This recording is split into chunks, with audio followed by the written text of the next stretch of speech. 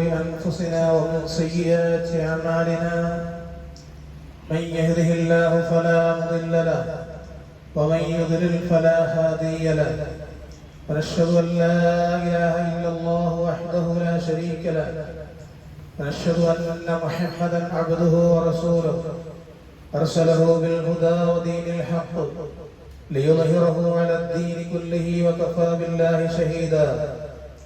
اللهم صل على محمد وعلى آل محمد كما صليت على إبراهيم وعلى آل إبراهيم وبارك على محمد وعلى آل محمد كما باركت على إبراهيم وعلى آل إبراهيم إنك حميد مجيد. أما بعد فإن خير الكلام كلام الله وخير الهدي هدي محمد صلى الله عليه وسلم وشر الأمور محدثاتها وكل محدثة بدعة وكل بدعة ضلالة وكل ضلالة في النار. يا أيها الإخوان والأخوات أوصيكم ونفسي أولا بتقوى الله. أعوذ بالله من الشيطان الرجيم. بسم الله الرحمن الرحيم. يا أيها الذين آمنوا اتقوا الله حق تقاته فلا تموتن إلا وأنتم مسلمون. يا أيها الذين آمنوا اتقوا الله وقولوا قولا سديدا يصلح لكم أعمالكم ويغفر لكم ذنوبكم ومن يطع الله ورسوله فقد فاز فوزا عظيما.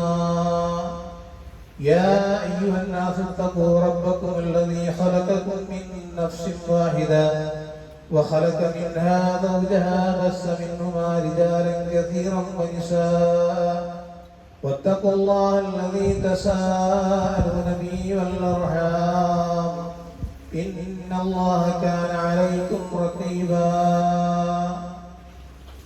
واليوم الموعود وشاهد ومشهود. ബഹുമാനമുള്ള സത്യവിശ്വാസികളെ, സത്യവിശ്വാസിനികളെ,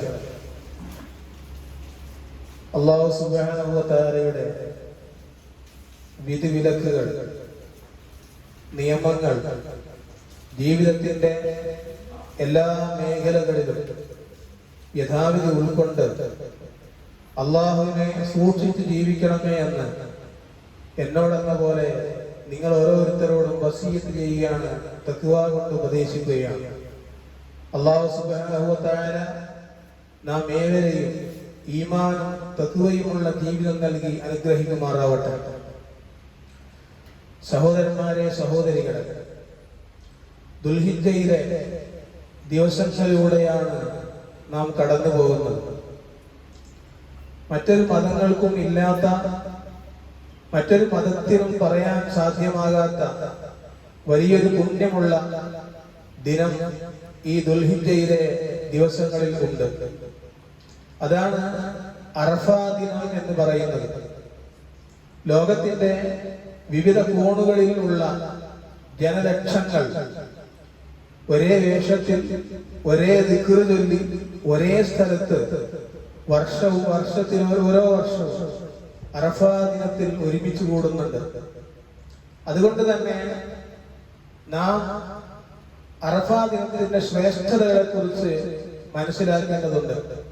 ധാരാളം ശ്രേഷ്ഠതകൾ ഉള്ള ഒരു ദിനമാണ് അറഫാ ദിനം എന്ന് പറയുന്നത്. അതിൽ ഒന്നാമത്തത്, ഇസ്ലാമിന്റെ പൂർത്തീകരണം നടന്നത് അറഫാ ദിനത്തിലാണ്. 1400 വർഷങ്ങൾക്ക് മുമ്പ് അറഫാ ദിനത്തിൽ പ്രവാചകൻ സല്ലല്ലാഹു അലൈഹി വസല്ലമ അവിടെ തടിച്ചുകൂടിയ ജനലക്ഷങ്ങൾക്ക് ഖുതുബയിലൂടെ പ്രവാചകൻ ഉണർത്തിയ ഒരു സൂക്തമുണ്ട്. അൽ യൗമ അക്മൽതു ലക്കും ദീനക്കും, ഇന്ന് ഞാൻ നിങ്ങൾക്ക് നിങ്ങളുടെ മതം പൂർത്തിയാക്കി തന്നിരിക്കുന്നു. വഅത്മംതു അലൈക്കും നിഅമതി, എന്റെ അനുഗ്രഹം നിങ്ങൾക്ക് ഞാൻ നിറവേറ്റി തരികയും ചെയ്തിരിക്കുന്നു. വറളീതു ലക്കുമുൽ ഇസ്ലാമ ദീന, ഇസ്ലാമിനെ മതമായി ഇസ്ലാമിനെ ഞാൻ നിങ്ങൾക്ക് തൃപ്തിപ്പെട്ടു തരികയും ചെയ്തിരിക്കുന്നു.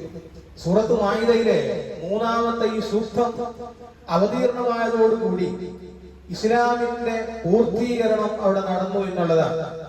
ഇനി ഇസ്ലാമിൽ യാതൊന്നും കൂട്ടാനുമില്ല, കുറക്കാനുമില്ല.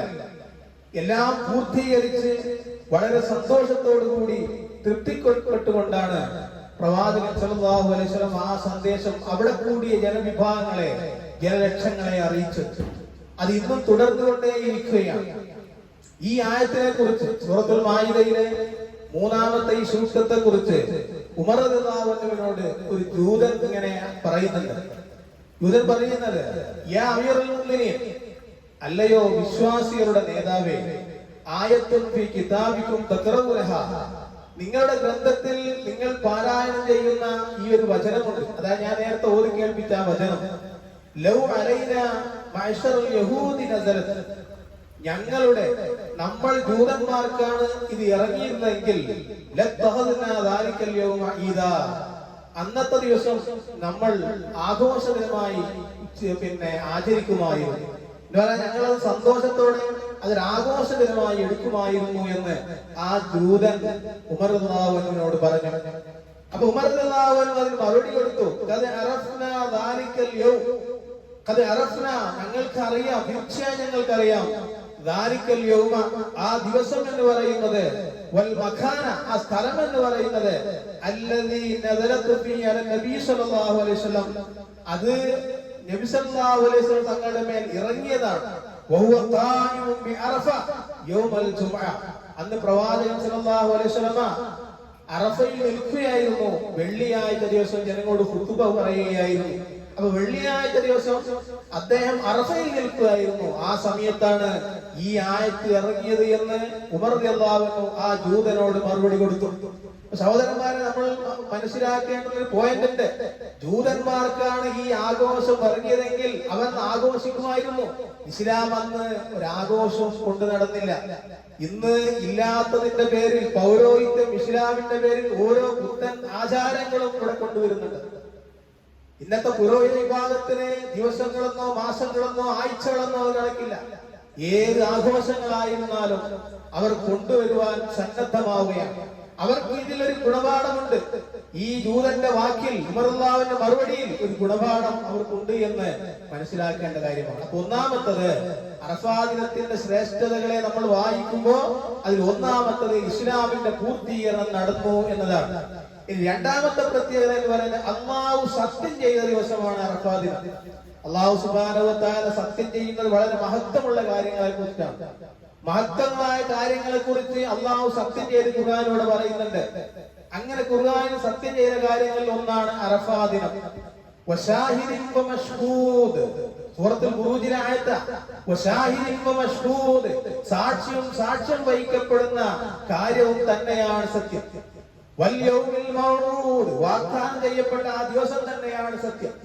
അപ്പൊ ഈ വൽ യൗമിൽ മൗഊദ്, വാഗ്ദാനം ചെയ്യപ്പെട്ട ആ ദിവസം എന്ന് പറയുന്നത് യൗമുൽ ഖിയാമ, അത് അന്ത്യനാളാണ്.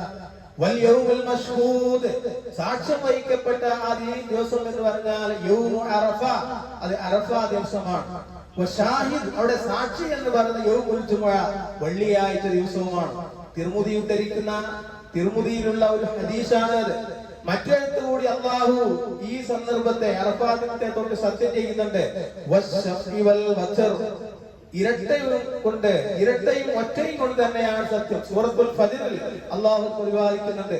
ഈ ആയത്തിനെ വിശദീകരിച്ചുകൊണ്ട് തഫ്സീർ തൊബരിയിൽ ഇബ്നു അബ്ബാസ് റളിയല്ലാഹു അൻഹു പറയുന്നുണ്ട്, അശ്ശഫ്ഉ, ഇവിടെ ശഫ്ഉ എന്ന് പറയുന്നത് ഇരട്ട എന്നാൽ യൗമുൻ നഹർ, അത് ബലിവെറുപ്പ് ദിനമാണ്.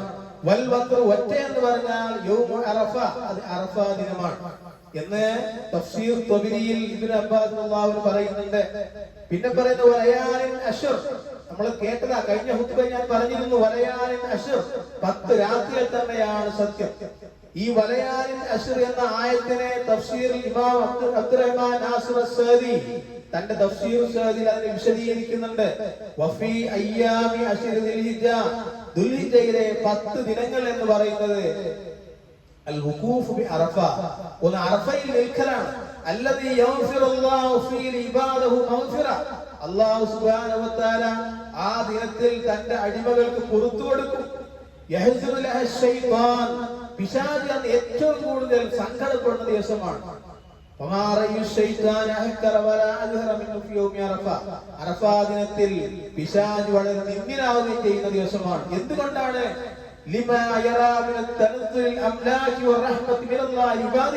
അള്ളാഹുവിന്റെ അടിമകൾക്ക് അള്ളാഹുവിന്റെ കാരുണ്യവും മലക്കുകളും പറയുന്നത് കണ്ടിട്ട് പിശാച് സങ്കടപ്പെടുന്ന ഒരു ദിവസമാണ് എന്ന് അദ്ദേഹം തന്റെ തഫ്സീർ വിവരിക്കുകയാണ്. തുടർന്ന് പറയുന്നത് ഹജ്ജിന്റെയും ഉംറയുടെയും എല്ലാ കാര്യങ്ങളും ഈ ദിനത്തിലാണ് ഉൾക്കൊള്ളിച്ചിരിക്കുന്നത് എന്നാണ്.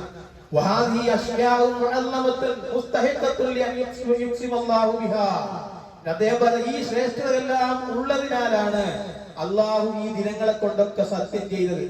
അപ്പൊ അറഫാത്തെ കൊണ്ടൊക്കെ അള്ളാഹു സത്യം ചെയ്ത് പറയാനാണ് കാരണം ഈ ശ്രേഷ്ഠതെല്ലാം അതിൽ സമ്മേളിച്ചത് കൊണ്ടാണ്. ഇനി അടുത്തത് മൂന്നാമത്തെ അതിന്റെ ശ്രേഷ്ഠത എന്ന് പറയുന്നത് ധാരാളം പേര് നരകത്തിൽ നിന്ന് മോചിക്കപ്പെടുന്ന ദിവസമാണ്. അള്ളാഹു നരകത്തിൽ നിന്ന് മോചിപ്പിക്കപ്പെടുന്ന ഒരു ദിവസമാണ് അറഫാ ദിനം എന്ന് പറയുന്നത്. ആയിഷ റളിയല്ലാഹു അൻഹ ഉദ്ധരിക്കുന്നുണ്ട്, നിവേദനം ചെയ്യുന്ന ഹദീസിൽ ഇന്ന റസൂലുള്ളാഹി സ്വല്ലല്ലാഹു അലൈഹി വസല്ലം ഖാല, തീർച്ചയായും റസൂലുള്ളാഹി സ്വല്ലല്ലാഹു അലൈഹി വസല്ലം പറയുകയാണ്, മാ മിൻ യൗമിൻ അക്സറ മിൻ അൻ യുഅ്തികല്ലാഹു ഫീ അബ്ദൻ മിനൻ നാർ മിൻ യൗമി അറഫ. അറഫാ ദിനത്തേക്കാൾ അല്ലാഹു അടിമകളെ നരകത്തിൽ നിന്ന് മോചിപ്പിക്കുന്ന ഒരു ദിനവുമില്ല എന്ന് പറഞ്ഞാൽ അറഫാ ദിനം നരകത്തിൽ നിന്ന് അല്ലാഹു അടിമകളെ മോചിപ്പിക്കുമെന്നാണ്. അപ്പോൾ ഈ ദിനം സഹോദരന്മാരെ നമ്മളെ സംബന്ധിച്ചിടത്തോളം വളരെ പ്രത്യേകതയാണ്, വളരെ ശ്രേഷ്ഠമുള്ള ദിനമായി നമ്മൾ അതിനെ കാണേണ്ടതുണ്ട്. ആ ദിനത്തിൽ നമ്മൾ അത് വെറും ഒരു സാധാരണ ദിനം കാണാതെ ഈ പറഞ്ഞ കാര്യങ്ങളൊക്കെ നമ്മൾ മനസ്സിലാക്കി ചില കാര്യങ്ങളൊക്കെ നമ്മൾ ചെയ്യേണ്ടതുണ്ട്.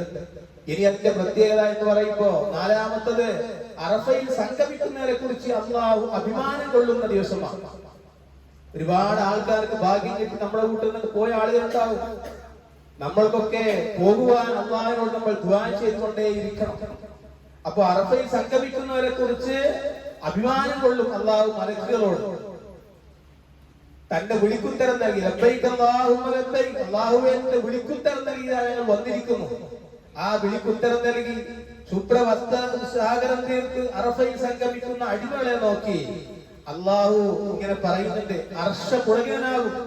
അബീ ഹുറൈറ റളിയല്ലാഹു അൻഹു നിവേദന ഹദീസിൽ കാണാം, ഖാല റസൂലുള്ളാഹി സ്വല്ലല്ലാഹു അലൈഹി വസല്ലം, റസൂലുള്ളാഹി സ്വല്ലല്ലാഹു അലൈഹി വസല്ലം പറഞ്ഞു, ഇന്നല്ലാഹ അസ്സ വജല്ല യുബാഹിൽ മലായികത ബിഅഹ്ലി അറഫാത്ത്.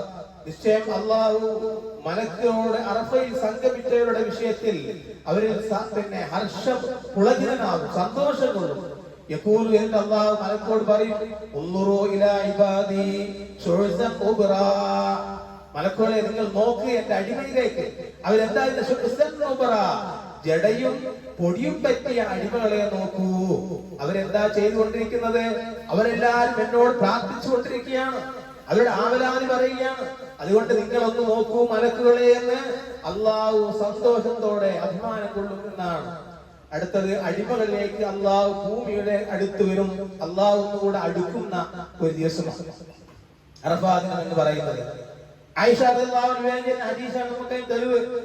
ആയിഷ റളിയല്ലാഹു അൻഹ ഇന്ന റസൂലുള്ളാഹി സ്വല്ലല്ലാഹു അലൈഹി വസല്ലം ഖാല മാ മിൻ യൗമിൻ അക്സറ മിൻ അൻ യുഅ്തികല്ലാഹു ഫീ അബ്ദൻ മിനൻ നാർ മിൻ യൗമി അറഫ. അറഫാ ദിനത്തേക്കാൾ അല്ലാഹു സുബ്ഹാനഹു വ തആല ഒരാൾ അടിമകളെ നരകത്തിൽ നിന്ന് മോചിപ്പിക്കുന്ന വേറൊരു ദിനം ഇല്ല. വൈന്നഹു റയദിനു സുമ്മ യുബാഹി ബിഹിൽ മലായിക. അവൻ തീർച്ചയായും നമ്മോട് അടുത്ത് വരും. സുമ്മ യുബാഹി ബിഹിൽ മലായിക, എന്ന് മലക്കുകളോട് ഇങ്ങനെ അഭിമാനം പറയും, സന്തോഷം പറയും. എന്നിട്ടോ ഫയഖൂലു, അല്ലാഹു പറയും, മാദാ അറാദ ഹൗലായി, മാദാ അറാദ ഹൗലായി, ഇവർ എന്താണ് ആഗ്രഹിക്കുന്നത്? അപ്പൊ അത്രത്തോളം പ്രാധാന്യവും പുണ്യമുള്ള ദിനമാണ് അറഫ, യൗമു അറഫ എന്ന് പറയുന്നത്. അപ്പൊ അതുകൊണ്ട് നമ്മളെന്താ ചെയ്യേണ്ടത്? ഈ ദിനത്തിൽ കർമ്മങ്ങൾ വർദ്ധിപ്പിക്കണം, അമലുകൾ വർദ്ധിപ്പിക്കണം. കഴിയുന്നത്ര അമലുകൾ ചെയ്യാനുള്ള സുവർണാവസരം അല്ലാഹു നൽകുമ്പോ ആ ദിനത്തെ നമ്മൾ അതിന്റെ എല്ലാവിധ അർത്ഥത്തോടു കൂടി നാം സ്വീകരിക്കേണ്ടതുണ്ട്. അതിൽ നമ്മൾ ഒന്നാമതായി നമ്മൾ ചെയ്യേണ്ടതാണ് പ്രാർത്ഥന അധികരിപ്പിക്കുക എന്നുള്ളതാണ്. പ്രാർത്ഥനകൾ അധികരിപ്പിക്കണം. ഒരു വിശ്വാസിയുടെ എല്ലാത്തിനെയും സംരക്ഷണമാണ് പ്രാർത്ഥന, ഒരു ആയുധമാണ് അവർക്ക്. ഏത് പ്രതിസന്ധിയിൽ കുടുങ്ങിപ്പോയാലും അള്ളാഹുവിനെ വിളിച്ച് പ്രാർത്ഥിച്ചാൽ മനസ്സിനൊരു സന്തോഷം കിട്ടും. അള്ളാഹു അല്ലാത്തവരെ വിളിച്ച് പ്രാർത്ഥിക്കുന്നതല്ല, അള്ളാഹുവിനോട് പ്രാർത്ഥിക്കുവാനുള്ള പാഠമാണ് അറഫാ ദിനത്തിൽ നമ്മൾ സ്വീകരിക്കേണ്ട നിലപാട്. കാരണം റസൂലുള്ളാഹി സ്വല്ലല്ലാഹു അലൈഹി വസല്ലം പഠിപ്പിച്ചിട്ടുണ്ട്, ഖൈറു ദുആഇ ദുആ യൗമി അറഫ, ഏറ്റവും നല്ല ഉത്തമമായ പ്രാർത്ഥന അറഫാ ദിവസത്തെ പ്രാർത്ഥനയാണ്. ഒരു അടിമ അറഫാ ദിനത്തിൽ അള്ളാഹുവിനോട് നടത്തുന്ന പ്രാർത്ഥനയാണ് പ്രാർത്ഥനയിൽ ഏറ്റവും ഖൈറായത്. അൻ ത്വൽഹത്തുൽ ഉബൈദുല്ലാഹി നബി സ്വല്ലല്ലാഹു അലൈഹി വസല്ലം, ത്വൽഹത്തുൽ ഉബൈദ് പറയുന്നത് നബിയിൽ നിന്ന്, അഫ്ളലു ദുആഇ ദുആ യൗമി അറഫ, ദുആകളിൽ വെച്ച് ഏറ്റവും ശ്രേഷ്ഠമായത് അറഫാ ദിവസത്തെ ദുആയാണ്. ഇതൊക്കെ ഹദീസുകളിൽ നിരന്തരം ഒരുപാടുണ്ട് സഹോദരങ്ങളെ, നമ്മളത് മനസ്സിലാക്കേണ്ടതുണ്ട്. അതുകൊണ്ട് എന്ത് ചെയ്യണം? നമ്മൾ പ്രാർത്ഥിക്കണം. ആദ്യമായി പ്രാർത്ഥിക്കേണ്ടല്ല, പടച്ചോനെ ഇന്നത്തെ ഈ വർഷത്തെ ഹജ്ജ് അവിടെ ആരംഭം കുറിക്കപ്പെട്ടു, ഞങ്ങൾക്ക് പോകാൻ സാധിച്ചിട്ടില്ല, അടുത്ത അവിടെ പോയി ഹജ്ജ് ചെയ്യുന്നതിന് മുമ്പ് ഞങ്ങളെ നീ തിരിച്ചു വിളിക്കല്ലേ, അവിടെ എത്തിക്കുവാനുള്ള ആഗ്രഹം തരണമേ എന്ന് നമ്മൾ നിരന്തരം പ്രാർത്ഥിച്ചുകൊണ്ടേയിരിക്കണം. അത് അള്ളാഹുവിനോട് നമ്മൾ ആവശ്യപ്പെടുക എന്നുള്ളതാണ്. നമ്മുടെ പ്രാർത്ഥന കേൾക്കാൻ, ഉത്തരം നൽകാൻ ശ്രേഷ്ഠമായ ദിനം മറ്റൊന്നുമില്ല എന്നാണ് പ്രവാചകൻ പഠിപ്പിക്കുന്നത്. അതോടുകൂടി മറ്റൊന്ന് നമ്മൾ ചെയ്യേണ്ടതാണ് അറഫാ ദിനത്തിലെ നോമ്പ് നോൽക്കുക എന്നാണ്. ദുൽഹിജ്ജ 1 മുതൽ 9 വരെ നോമ്പ് നോൽക്കുന്നവർക്ക് നോൽക്കാം. പക്ഷേ അറഫാ ദിനത്തിലെ നോമ്പ് എന്ന് പറയുന്നത് അതിന് ശ്രേഷ്ഠതയുണ്ട്. ആ ദിനത്തിലെ നോമ്പ് എല്ലാവരും അനുഷ്ഠിക്കണം. അത് നമ്മൾ ഒരു നിസ്സാരമായ സുന്നത്തായിട്ട് കരുതരുത്. പറയുകയാണ്, സിയാം യൗമി അറഫ അഹ്തസിബു അലല്ലാഹ് അൻ യുകഫിറ സനതല്ലതി ഖബലഹു വസ്സനതല്ലതി ബഅദഹു. അതായത് അറഫാ ദിവസത്തെ നോമ്പ് കഴിഞ്ഞ ഒരു വർഷത്തെയും വരാനിരിക്കുന്ന ഒരു വർഷത്തെയും പാപങ്ങൾ അല്ലാഹു പൊറുക്കുന്ന നോമ്പാണ്. അപ്പൊ നമ്മുടെ പാപങ്ങളൊക്കെ പൊറുത്തു കിട്ടും. നമ്മൾ ഒരുപാട് തെറ്റുകൾ ചെയ്ത ആളുകളാ. എല്ലാ പാപങ്ങളും പൊറുത്തു കിട്ടുന്ന ആ ഒരു നോമ്പ്, ആ ഒരു സുന്നത്ത് നോമ്പ് നമ്മൾ നോൽക്കണം. എന്നിട്ടോ ഈ പറഞ്ഞ എല്ലാ സംഗതികളും അമലുകളൊക്കെ വർദ്ധിപ്പിച്ചുകൊണ്ടേയിരിക്കണം. അപ്പൊ ഇങ്ങനെ ചോദിക്കുമ്പോ സാധാരണ നമ്മൾക്കിടയിൽ വരുന്ന ഒരു വസ്വാസാണ്, ഒരു ഇഷ്കാലുണ്ടാക്കലുണ്ട്. എന്താ? ദുൽഹിജ്ജ 9 അതിനാണ് അറഫ, യൗമു അറഫ എന്ന് പറയുന്നത്. അപ്പൊ ദുൽഹിജ്ജ 9-നാണ് നാം നോമ്പ് അനുഷ്ഠിക്കേണ്ടത്. അപ്രകാരം നാം നോമ്പ് അനുഷ്ഠിക്കേണ്ടത് ഞായറാഴ്ചയാണ്. പക്ഷേ ആളുകളെ സംബന്ധിച്ചിടത്തോളം ഹാജിമാർ അറഫയിൽ ഒരുമിക്കുമ്പോൾ നിങ്ങൾ നോമ്പെടുക്കുക എന്ന് റസൂലുള്ളാഹി എവിടെയും പറഞ്ഞിട്ടില്ല. മറ്റൊന്ന്, അവരും ഹാജിമാർ അവിടെ അറഫയിൽ സംഗമിക്കുമ്പോ ആ ഹാജിമാർക്ക് ഒരു ഐക്യദാർഢ്യം പ്രകടിപ്പിച്ചുകൊണ്ടാണ് നമ്മൾ നോമ്പെടുക്കേണ്ടത് എന്ന് പറയുന്നവരുണ്ട്. അങ്ങനെയും ഒരു രീതി ഇസ്ലാമിലില്ല. ഇസ്ലാമിലെ ഒരു ആരാധനയും ഐക്യദാർഢ്യവുമായി ബന്ധപ്പെട്ടില്ല എന്നുകൂടെ നമ്മൾ മനസ്സിലാക്കേണ്ടതുണ്ട്. അപ്പൊ ഹാജിമാർ അറഫയിൽ സംഗമിക്കുന്ന വർഷം ലോകത്ത് പല സ്ഥലത്തും പല അവസ്ഥയാണ്. അപ്പൊ ആർക്ക് നോമ്പെടുക്കുവാൻ ബുദ്ധിമുട്ടാകും. അത് നമ്മൾ എന്താ ചെയ്യേണ്ടത്? നമ്മുടെ നാട്ടിൽ എന്നാണോ ദുൽഹിജ്ജ 9 അന്നാണ് നമ്മൾ നോമ്പെടുക്കേണ്ടത്. നമ്മുടെ നാട്ടിലെ ചന്ദ്രൻ പിറവി, ആ കാഴ്ച, അതാണ് നമ്മൾ മാനദണ്ഡമായി സ്വീകരിക്കേണ്ടത്. അപ്പൊ അതുകൊണ്ട് ആ നോമ്പിന്റെ കാര്യത്തിൽ പ്രത്യേകം ശ്രദ്ധിക്കണമെന്ന് സൂചിപ്പിക്കുകയാണ്. മറ്റൊന്ന്, അറഫാ ദിനത്തിൽ ചെയ്യേണ്ട കാര്യം അറഫാ ദിനത്തിൽ തഹ്ലീൽ അധികരിപ്പിക്കണമെന്നാണ്. തഹ്ലീൽ അധികരിപ്പിച്ചുകൊണ്ടേയിരിക്കണം. ധാരാളമായി തഹ്ലീൽ ചെയ്യണം. നബി സല്ലല്ലാഹു അലൈഹി വസല്ലം പഠിപ്പിച്ചു, അൻ അലി ഇബ്നു അബീ ത്വാലിബ് റളിയല്ലാഹു അൻഹു നബി സല്ലല്ലാഹു അലൈഹി വസല്ലം ഖാല, അലി ഇബ്നു അബീ ത്വാലിബ് നിവേദനം ചെയ്യുന്ന ഹദീസിൽ റസൂലുള്ളാഹി സ്വല്ലല്ലാഹു അലൈഹി വസല്ലം പറയാ, അഫ്ളലു മാ ഖുൽതു അന വൻ നബിയ്യൂന അശറ അശിയത അറഫ, ഞാനും മറ്റു നബിമാരും ഒക്കെ അറഫാ സന്ധ്യയിൽ പറഞ്ഞ ശ്രേഷ്ഠമായ വാചകം, ഞങ്ങളൊക്കെ ഉരുവിട്ടുകൊണ്ടേയിരുന്ന വാചകം ഇതാണ്. എന്താ? ലാ ഇലാഹ ഇല്ലല്ലാഹു വഹ്ദഹു ലാ ശരീക ലഹുൽ മുൽക്കു വലഹുൽ ഹംദ് വഹുവ അലാ കുല്ലി ഷൈഇൻ ഖദീർ. അതാ ചൊല്ലേണ്ടത്. നമുക്കൊക്കെ അറിയാം, മൈനസ്കരിച്ച് ചെല്ലാറുണ്ട്. അവിടെ പ്രഖ്യാപിക്കുകയാണ്, ഇത് ധാരാളമായി ചൊല്ലിക്കൊണ്ടിരിക്കണം അറഫാ ദിനത്തിൽ. എത്ര ചെല്ലാൻ സാധിക്കോ അത്ര ഇങ്ങനെ ചൊല്ലിക്കൊണ്ടേയിരിക്കുക എന്താ? ലാ ഇലാഹ ഇല്ലല്ലാഹ്, അല്ലാഹുവേ നീയല്ലാതെ ആരാധ്യനില്ല. വഹദഹു, നീ ഏകനാണ്. ലാ ശരീക ലഹു, നിനക്ക് പങ്കാളികളില്ല. ലഹുൽ മുൽക്കു, നിനക്കാണ് ആധിപത്യം. വലഹുൽ ഹംദു, നിനക്കാണ് സർവസ്തുതിയും. വഹുവ അലാ കുല്ലി ഷൈഇൻ ഖദീർ, നീ എല്ലാറ്റിനും കഴിവുള്ളവനാണ്. അപ്പൊ വേറെ ആരുമില്ല റബ്ബേ, എന്റെ എല്ലാം നീ തന്നെയാണ് എന്ന് തന്റെ അടിമ അറഫാദിനത്തിൽ ഇങ്ങനെ ചൊല്ലിക്കൊണ്ടേ ഇരിക്കണം, അത് ഉരുവിട്ടുകൊണ്ടേ ഇരിക്കണം എന്ന് റസൂലുള്ളാഹി സ്വല്ലല്ലാഹു അലൈഹി വസല്ലം പഠിപ്പിക്കുകയാണ്. നോക്കൂ നിങ്ങളെ, റമദാനിലെ അവസാനത്തെ 10 രാവിനാണ് ശ്രേഷ്ഠതയുള്ളത്. റമദാനിലെ അവസാനത്തെ 10 രാത്രി അത് ശ്രേഷ്ഠമുള്ളതാണ്. എന്നാൽ ദുൽഹിജ്ജ ആദ്യത്തെ 10 അറഫാ ദിനത്തിന് പകലിനാണ് ശ്രേഷ്ഠത. അതുകൂടെ നമ്മൾ മനസ്സിലാക്കേണ്ടതുണ്ട്. അപ്പോ നോമ്പെടുത്തുകൊണ്ട് ഈ പ്രാർത്ഥനയൊക്കെ നമ്മൾ ഇങ്ങനെ ചെല്ലുക, എന്നിട്ട് ഒരുപാട് പ്രാർത്ഥിക്കുക. ഒരുപാട് തെറ്റുകൾ ചെയ്തു പോയ മനുഷ്യനാണ്, അറിഞ്ഞും അറിയാതെയും പലതും ചെയ്തു പോയിട്ടുണ്ടാകും. നമുക്കതൊന്നും ഓർമ്മ ഉണ്ടാവില്ല. ഒരുപാട് തെറ്റുകൾ ചെയ്ത് ഇത്രയും പ്രായത്തിൽ എത്തിയ ആളുകളാണ്. അപ്പോ അതൊക്കെ അള്ളാഹുവിനോട് പൊരുത്തും പിന്നെ പശ്ചാത്തപിച്ച് മടങ്ങി എന്നിട്ട് നല്ലൊരു അടിമയായി തീരുവാനുള്ള ഒരു ദിനമായിട്ടാണ് അറഫാ ദിനത്തെ അള്ളാഹു നമുക്ക് സമ്മേളിച്ചിട്ട് നമുക്ക് നൽകുന്നത്. അതുകൊണ്ട് എന്ത് ചെയ്യണം? നമ്മൾ ആ ദിനത്തെ അതിന്റെ എല്ലാവിധ മഹത്വത്തോടുകൂടെയും ശ്രേഷ്ഠതയോടുകൂടെയും നമ്മൾ കാണേണ്ടതുണ്ട്. അത് വളരെ നിർബന്ധമായ സംഗതിയാണ്. ഏത് തിരക്കുണ്ടെങ്കിലും ഇല്ലെങ്കിലും നമ്മൾ ആ ഒരു ദിവസത്തെ കൂടുതൽ അല്ലാഹുവുമായിട്ട് അടുക്കുവാൻ, പ്രാർത്ഥനയിൽ കഴിയുവാൻ നാം സമയം കണ്ടെത്തുക. ആ ദിനത്തെ കാര്യങ്ങളൊക്കെ തീരുമാനിക്കുന്ന, അറിയുന്ന, അങ്ങനെയൊക്കെ ചെയ്യുന്നവരുടെ കൂട്ടത്തിൽ അള്ളാഹു നമ്മെ ഉൾപ്പെടുത്തി അനുഗ്രഹിക്കുമാറാവട്ടെ.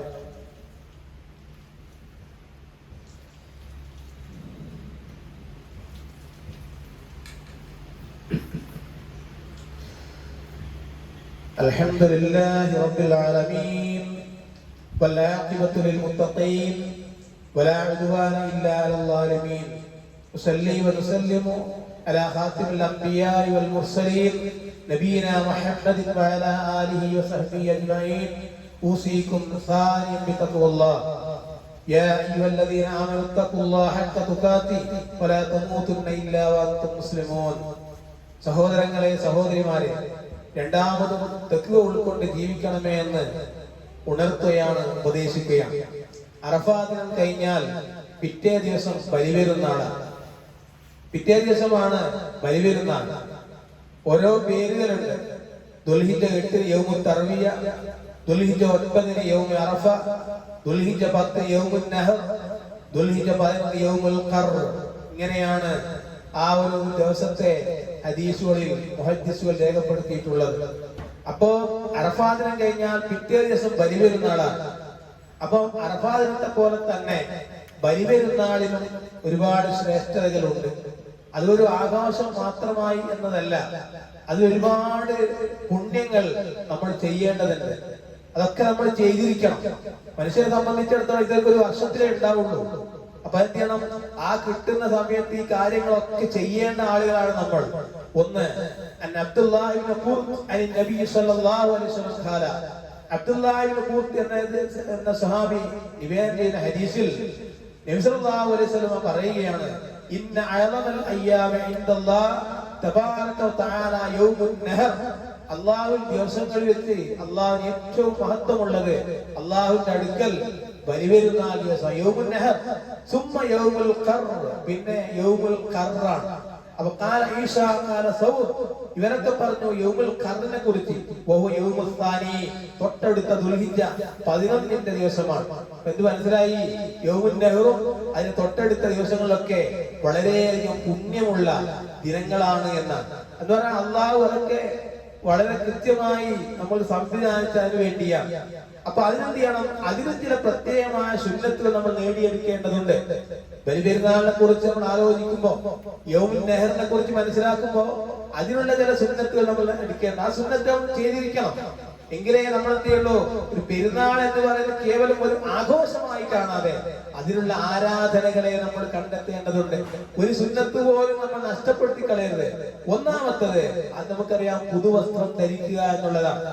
ഇനി പുതുവസ്ത്രം ഇല്ലെങ്കിൽ അവന്റെ കൂട്ടത്തിൽ ഉള്ളതിൽ വെച്ച് ഏറ്റവും നല്ല വസ്ത്രം ധരിക്കുക എന്നതാണ്. പിന്നെയോ ആ വസ്ത്രധാരണം എങ്ങനെയായിരിക്കണം? ഇസ്ലാമികമായ വസ്ത്രധാരണ രീതിയായിരിക്കണം. ചില സ്ഥലത്തൊക്കെ ആളുകള് പള്ളികളിൽ വരുന്ന വസ്ത്രത്തിന്റെ കോലം കണ്ടാൽ നെരിയാണിക്ക് താഴൊക്കെ വലിച്ചങ്ങനെ വരും. അപ്പോ ആ കാര്യങ്ങളൊക്കെ നമ്മള് വളരെയധികം ശ്രദ്ധിക്കേണ്ടതുണ്ട്. പിന്നെയോ ആ പുതുവസ്ത്രം ധരിക്കുമ്പോ നമ്മൾ പ്രാർത്ഥിക്കണം. ഇസ്ലാം അങ്ങനെയാണ്, എല്ലാ സ്ഥലത്തും പ്രാർത്ഥനയുണ്ട്. അല്ലാഹുമ്മ ലക്കൽ ഹംദ് അൻത കസൗതനി, ഇങ്ങനെ പറയാ, അല്ലാഹുവേ നിനക്കാണ് സർവസ്തുതിയും, അൻത കസൗതനി, നീയാണ് എന്നെ ധരിപ്പിച്ചത്. ഇതാ ഞാൻ ഒരു വസ്ത്രം ധരിച്ചിരിക്കുകയാണ്, അത് ധരിപ്പിച്ചത് നീയാണ്. അസ്അലുക മിൻ ഖൈരിഹി, ഞാൻ അതിലുള്ള നന്മയെ ചോദിക്കുന്നു. വഖൈരി മാ സുനിഅ ലഹു, ഏതൊന്നിനു വേണ്ടിയാണോ അത് നിർമ്മിക്കപ്പെട്ടത് അതിന്റെ നന്മയും ഞാൻ ചോദിക്കുകയാണ്. വഅഊദു ബിക മിൻ ശർരിഹി, ഞാൻ അതിന്റെ തിന്മയിൽ നിന്ന് നിന്നോട് കാവൽ ചോദിക്കുകയാണ്. വശർരി മാ സുനിഅ ലഹു, ഏതൊന്നിനു വേണ്ടിയാണോ അതിന്റെ തിന്മയിൽ പെട്ടിരിക്കുന്നത്, അല്ലെങ്കിൽ തിന്മയിൽ ഉൾപ്പെട്ടിരിക്കുന്നത്, അത് നിന്നോട് ഞാൻ ചോദിക്കുകയാണ് എന്ന് പറഞ്ഞാൽ അത് എന്തെങ്കിലും ന്യൂനതകൾ, തിന്മകൾ അതിലുണ്ടെങ്കിൽ പടച്ചോനെ നിന്നോട് ഞാൻ കാവൽ കൂടി ചോദിക്കുകയാണ് എന്ന് പ്രാർത്ഥിക്കണമെന്നാണ്. ഇനിയോ പുതുവസ്ത്രം ധരിച്ച് വരുന്ന ആളുകൾ ഉണ്ടാവും, അവരെ കണ്ടാൽ പ്രാർത്ഥിക്കണം. എന്താ പ്രാർത്ഥന? അൽബസ് ജദീദ എന്നാണ്. അൽബസ് ജദീദ വൈഷ് ഹമീദ വമുത് ഷഹീദ, ഇത് പ്രാർത്ഥിക്കണം. എന്താണ്? അൽബസ് ജദീദ, നീ പുതിയ വസ്ത്രം അണിയുക. വൈഷ് ഹമീദ, പ്രശംസിക്കപ്പെടുന്നവനായി ജീവിക്കുക. വമുത് ഷഹീദ, അല്ലാഹുവിന്റെ മാർഗത്തിലുള്ള രക്തസാക്ഷിയായി മരിക്കുക എന്ന് പുതുവസ്ത്രം അണിഞ്ഞു വരുന്ന ആളുകളെ കാണുമ്പോ നമ്മൾ പ്രാർത്ഥിക്കണം. ഇത് സുനൻ ഇബ്നു മാജയിലെ ഒക്കെ രേഖപ്പെടുത്തിയിട്ടുള്ള ഹദീസാണ്. ഇനി അത് പറയാൻ അറിയില്ലെങ്കിലോ ഇങ്ങനെയും പറയാം, തുബിരി വയുഖ്ലിഫുല്ലാഹു തആല എന്നും പറയാം. എന്താ? തുബിരി വയുഖ്ലിഫുല്ലാഹു തആല, താങ്കൾ ഇത് അണിഞ്ഞ് പഴയതാകുമ്പോ അത്യുന്നതനായ അല്ലാഹു താങ്കൾക്ക് അതിന് പകരം നൽകട്ടെ എന്ന് ഒരാൾ പുതുവസ്ത്രം ധരിച്ചു നാളെ കണ്ടാൽ പ്രാർത്ഥിക്കണമെന്നാണ്. പിന്നെ അടുത്ത സുന്നത്ത് പറഞ്ഞാൽ കുളിക്കുക എന്നുള്ളതാണ്. പുരുഷന്മാർ സുഗന്ധം ഉപയോഗിക്കണം, സ്ത്രീകൾക്ക് സുഗന്ധം ഉപയോഗിക്കൽ ഹറാമാണ്. പിന്നെ ഈദുൽ അദ്ഹായിൽ വരുന്ന സുന്നത്ത് എന്ന് പറയുന്നത് ഭക്ഷണം കഴിക്കാതെ വരണം. ചെറിയ പെരുന്നാളിന് ഭക്ഷണം കഴിച്ചാണ് പോകേണ്ടത്, എന്നാൽ വലിയ പെരുന്നാളിന് ഭക്ഷണം ഒന്നും കഴിക്കാതെയാണ് വരിക എന്ന് സുന്നത്ത.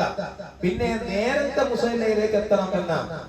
നേരത്തെ മുസല്ലയിലേക്ക് എത്തുക എന്നത് വളരെ പ്രാധാന്യമുള്ള ഒരു സുന്നത്താണ്. ഇനിയോ എങ്ങനെയാ മുസല്ലയിലേക്ക് വരേണ്ടത്? തക്ബീർ ചൊല്ലിക്കൊണ്ട് മുസല്ലയിലേക്ക് വരണം. പള്ളിയിലേക്കാണെങ്കിലോ പഴയത് ഇറങ്ങി തക്ബീർ മെല്ലെ ചൊല്ലിക്കൊണ്ട് പള്ളിയിലെത്തുന്നത് വരെ ചൊല്ലി വരിക, അതും സുന്നത്താണ്. പിന്നെ നമസ്കാരത്തിൽ ഇങ്ങനെ കാത്തിരിക്കുക സമയം വരെ. അപ്പൊ നേരത്തെ വന്നുകൊണ്ട് തക്ബീറൊക്കെ ഒന്ന് ചൊല്ലണം, എന്നിട്ട് അള്ളാഹുവിന്റെ മഹത്വത്തെ പ്രകീർത്തിക്കണം.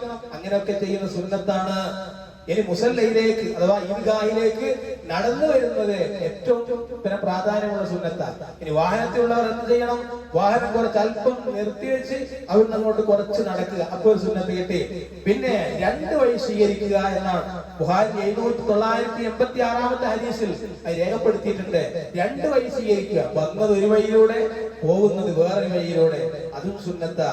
ഇനി മറ്റൊരു കാര്യം നമ്മൾ മനസ്സിലാക്കേണ്ടത്, തക്ബീർ ശബ്ദം ഉയർത്താൻ കുഴപ്പമില്ല. ഈദ്ഗാഹിലെത്തി, പള്ളിയിലെത്തി ഉച്ചത്തിൽ തക്ബീർ മുഴക്കണം. കാരണം അള്ളാഹുവിന്റെ തൗഹീദിന്റെ വിളംബരത്തെ പ്രഖ്യാപിക്കുകയാണ്. ആ പ്രഖ്യാപനം നമ്മൾ ഉച്ചത്തിലാകുന്നത് കുഴപ്പമില്ല.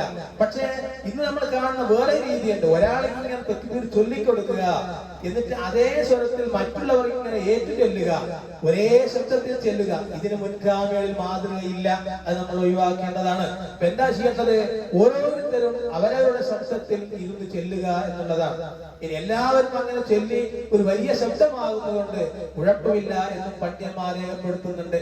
അപ്പൊ പ്രവാചകന്റെ മാതൃക എന്ന് പറയുന്നത്, ആ മാതൃക പള്ളിയിൽ വന്ന് ഓരോരുത്തരായിട്ട് അങ്ങനെ അവരവരുടെ ശബ്ദത്തിൽ അങ്ങനെ ചെല്ലുക എന്നുള്ളതാണ്. അത് ആ കാര്യങ്ങൾ നമ്മൾ പ്രത്യേകം ശ്രദ്ധിക്കുക. അതോടൊപ്പം തന്നെ നമ്മെ സംബന്ധിച്ചിടത്തോളം അത് ഏറ്റവും പ്രധാനപ്പെട്ട മറ്റൊരു കാര്യമാണ് ബലി അറുക്കുക എന്നുള്ളത്. അതിന്റെ കാര്യത്തെക്കുറിച്ച്, അതിന്റെ ശ്രേഷ്ഠതയെ കുറിച്ച് കഴിഞ്ഞ ഖുത്ബയിൽ ഞാൻ പരാമർശിച്ചിരുന്നു. അപ്പം നിസ്കാരം കഴിഞ്ഞാൽ പിന്നെ ഏറ്റവും പ്രധാനം ബലിയറുക്കുക എന്നുള്ളതാണ്. ജുന്ദുബ് റളിയല്ലാഹു അൻഹു ഹദീസിലുണ്ട്, നബി സല്ലല്ലാഹു അലൈഹി വസല്ലം യൗമൻ നഹർ, നബി സല്ലല്ലാഹു അലൈഹി വസല്ലം ബലിയറുന്ന ദിവസം നമസ്കരിച്ചു. സുമ്മ ഖതബ, പിന്നെ റസൂലുള്ളാഹി ഖുത്ബ ഓതി. അവിടെയുള്ള ആൾക്കാർക്ക് എന്ത് ചെയ്തു? കാര്യങ്ങൾ കുറച്ച് പറഞ്ഞു കൊടുത്തു. സുമ്മദബഹ, പിന്നെ അറുത്തു. അതുകൊണ്ട് സഹോദരങ്ങളെ, ഇതൊക്കെ സുന്നത്തായിട്ടുള്ള കാര്യങ്ങളാണ്. ഈ കാര്യങ്ങളൊക്കെ നമ്മൾ എന്ത് ചെയ്യണം? നമ്മുടെ ഈദിൽ വരണം, ഈ പെരുന്നാൾ വരണം, ആഘോഷം വരണം. അപ്പോഴേ ആഘോഷത്തിന്റെ ആത്മീയത ഉണ്ടാവുകയുള്ളൂ. അപ്പൊ ആ നിലക്ക് നമ്മൾ പെരുന്നാളിനെ സ്വീകരിക്കേണ്ടതുണ്ട്. അതുകൊണ്ട് നമ്മുടെ പെരുന്നാൾ നമസ്കാരം 6:45-നാണ്. 6:45 വരരുത്. അതിന് മുമ്പ് തന്നെ എല്ലാം വന്ന് ശരിയായി ഇങ്ങനെ നമസ്കാരത്തെ കാത്തിരിക്കുന്ന രൂപത്തിലായിരിക്കണം. എന്നിട്ട് പിന്നെ ആ നമസ്കാരം കഴിഞ്ഞാലോ ഇവിടെ ബലിയിറക്കൽ ഉണ്ടാവും. ആ ബലിയിൽ എല്ലാവരും പങ്കുചേരണം. അതും വലിയ ശ്രേഷ്ഠതയുള്ള കാര്യമാണ്. അപ്പൊ ഈ കാര്യങ്ങളൊക്കെ നമ്മൾ ചെയ്യുക. എന്നിട്ട് ഇതിലൊക്കെ നമുക്ക് പ്രാർത്ഥനയും വേണം. ഈ ദുൽഹിജ്ജ 1 മുതൽ 10 വരെയുള്ള ദിനങ്ങൾ പ്രാർത്ഥനയില്ലാതെ നഷ്ടപ്പെട്ടു പോകരുത്. നമ്മൾ ചെയ്ത തെറ്റൊക്കെ ഒരുപാടുണ്ടാവും, ആർക്കും അറിയില്ല. അള്ളാഹ് അതൊക്കെ അറിയാം, അള്ളാഹ് അതൊക്കെ രേഖപ്പെടുത്തി വെച്ചിട്ടുണ്ടാവും. അപ്പൊ ആ കാര്യങ്ങളൊക്കെ ഭംഗിയായി നിർവഹിക്കുക. ഒരു സുന്നത്ത് പോലും നഷ്ടപ്പെടുത്താതെ ആ കാര്യങ്ങളൊക്കെ നമ്മൾ ചെയ്യുക. ഏതൊരു ആഘോഷമായിരുന്നാലും അള്ളാഹ് നമുക്ക് നൽകുന്നത് അതിലൊരു കൂലി കിട്ടാൻ വേണ്ടിയിട്ടാണ്. അപ്പൊ ആ സുന്നത്തിനെ നമ്മൾ നഷ്ടപ്പെടുത്തി അതൊക്കെ നിസ്സാരല്ലേ, അതിപ്പോ എന്തിരിക്കുന്നത് എന്ന് നമ്മൾ കരുതാൻ പാടില്ല. ഈ സംഗതി ഹദീസ് കൊണ്ട് സ്ഥിരപ്പെട്ടതാണ്, സ്വഹാബത്ത് ചെയ്തതാണ്, പ്രവാചകന്റെ മാതൃകയാണ്. അത് നമ്മൾ ചെയ്യുക എന്നത് അനിവാര്യമാണ്. അപ്പൊ ആ നിലക്ക് കാര്യങ്ങൾ ചെയ്യുക. അങ്ങനെ എന്നിട്ട് ആ ബലിപെരുന്നാളിന്റെ ആ ഒരു ആത്മീയതയെ ഉൾക്കൊണ്ടുകൊണ്ട് അള്ളാഹു കൂടുതൽ അടുക്കുവാനും, അതുപോലെ തന്നെ അള്ളാഹുവിന്റെ ചിഹ്നമായി നിശ്ചയിക്കപ്പെട്ട ബലിബന്ധത്തെ കാണുമ്പോഴൊക്കെ നമ്മൾക്ക് അവയോട് ആ സ്നേഹവും ആ ഒരു ഇഹ്സാനും അതൊക്കെ ഉണ്ടായി തീരേണ്ടതുണ്ട്. ആ അർത്ഥത്തിൽ ആ ഒരു പിന്നെ കാര്യങ്ങൾ ഉൾക്കൊണ്ടുകൊണ്ട് മുന്നോട്ട് പോകുവാനും നന്മകൾ ചെയ്യുവാനും പടച്ചിറപ്പ് നമ്മെ അനുഗ്രഹിക്കുമാറാകട്ടെ. അള്ളാഹുവേ, ഞങ്ങൾ വന്നുപോയിട്ടുള്ള എല്ലാ തെറ്റുകുറ്റങ്ങളും പുറത്തു തന്നെ തമ്പുരാനെ. അള്ളാഹുവെ, പ്രയാസങ്ങളിൽ നിന്ന് ബുദ്ധിമുട്ടുകളിൽ നിന്ന് ഞങ്ങൾ രക്ഷപ്പെടുത്തണമേ തമ്പുരാനെ. അള്ളാഹുവെ, ഒരിക്കലും പിന്നെ ചികിത്സിച്ചാൽ മാറാത്ത രോഗങ്ങളെ കൊണ്ട് ഞങ്ങൾ നീ പരീക്ഷിക്കുന്നേ തമ്പുരാനെ. അള്ളാഹുവെ, ഏത് ആഘോഷത്തിലും എല്ലാ സുന്നത്തുകളും റസൂലുള്ള പഠിപ്പിച്ചിട്ടുള്ള എല്ലാ സുന്നത്തുകളും മുറുകെ പിടിച്ചുകൊണ്ട് ചെയ്യുവാനുള്ള തൗഫീഖ് ഞങ്ങൾക്ക് നൽകണേ തമ്പുരാനെ. അള്ളാഹുവെ, ഞങ്ങളുടെ മക്കളെ നല്ല മക്കളാക്കി വളർത്തണമേ തമ്പുരാനെ. അള്ളാഹുവെ, ഈ കാലഘട്ടത്തിൽ ഞങ്ങൾ ജീവിക്കുമ്പോൾ ഏറ്റവും കൂടുതൽ ഭയപ്പെടുന്ന മക്കളെയാണ്. അള്ളാഹുവെ, അവരെ പിന്നെ നല്ല ഇസ്ലാമിന്റെ ആ രീതിയിൽ വളർത്തുവാനുള്ള തൗഫീഖ് ഞങ്ങൾക്ക് നൽകി അനുഗ്രഹിക്കണമേ തമ്പുരാനെ. അള്ളാഹുവെ, ഞങ്ങളുടെ കൂട്ടത്തിൽ ഒരുപാട് ആളുകൾ ഹജ്ജിന് ചെയ്യുന്നുണ്ട്. അള്ളാഹുവെ, മഖ്ബൂൽ മബ്റൂറുമായ ഹജ്ജും ഉംറയും ചെയ്ത് അത് തിരിച്ചു വരുവാനുള്ള എല്ലാ അനുഗ്രഹവും നീ അവർക്ക് നൽകി അനുഗ്രഹിക്കണമേ തമ്പുരാനെ. അള്ളാഹുവെ, അടുത്ത ഭാവിയിൽ ഞങ്ങൾക്കും അവിടെ പോകുവാനും ഹജ്ജും ഉംറയും നിർവഹിക്കുവാനുള്ള ആ ഒരു ഭാഗ്യം ഞങ്ങൾക്ക് നൽകി അനുഗ്രഹിക്കണമേ തമ്പുരാനെ. അവിടെ കാണുവാനും ഹജ്ജും ഉംറയും നിർവഹിക്കുവാനുള്ള ആയുഷ് ഞങ്ങൾക്ക് നൽകി അനുഗ്രഹിക്കണമേ തമ്പുരാനെ. അള്ളാഹുവെ, ഞങ്ങളുടെ കൂട്ടത്തിൽ പലതരത്തിൽ ജോലി ചെയ്യുന്നവരുണ്ട്. എല്ലാവരും ജോലിയിൽ നീ ബർക്കത്ത് അനുഗ്രഹിക്കണമേ തമ്പുരാനെ. പ്രയാസങ്ങൾ ദൂരീകരിക്കണമേ തമ്പുരാനെ. അള്ളാഹുവെ, ഞങ്ങളുടെ കൂട്ടത്തിൽ മരണപ്പെട്ടു പോയ ആളുകളുണ്ട്. അള്ളാഹുവെ, അവരുടെ കബറിടം സ്വർഗ്ഗത്തോപ്പായി കൊടുക്കണമേ തമ്പുരാനെ. അള്ളാഹുവെ, ഒരുപാട് പ്രയാസങ്ങൾ സഹിച്ച് വീടുകളിൽ കഴിയുന്ന രോഗികളുണ്ടാകും. അള്ളാഹുവെ, അവർക്കൊക്കെ നീ ശിഫ നൽകി അനുഗ്രഹിക്കണമേ തമ്പുരാനെ. അള്ളാഹുവെ, ശമനം നൽകി അനുഗ്രഹിക്കണമേ തമ്പുരാനെ. ربنا آتنا في الدنيا حسنة وفي الآخرة حسنة وقنا عذاب النار. اللهم اغفر للمؤمنين والمؤمنات المسلمين والمسلمات الأحياء منهم والأموات إنك مجيب الدعوات وقاضي الحاجات. طيب ثراهم وادخل الجنة مأواهم. اللهم أجرنا من النار، اللهم أجرنا من النار، اللهم أجرنا من النار. ربنا تقبل منا إنك أنت السميع العليم وتب علينا إنك أنت التواب الرحيم واغفر لنا يا غافر المذنبين وارحمنا بأنوار رحمتك يا أرحم الراحمين.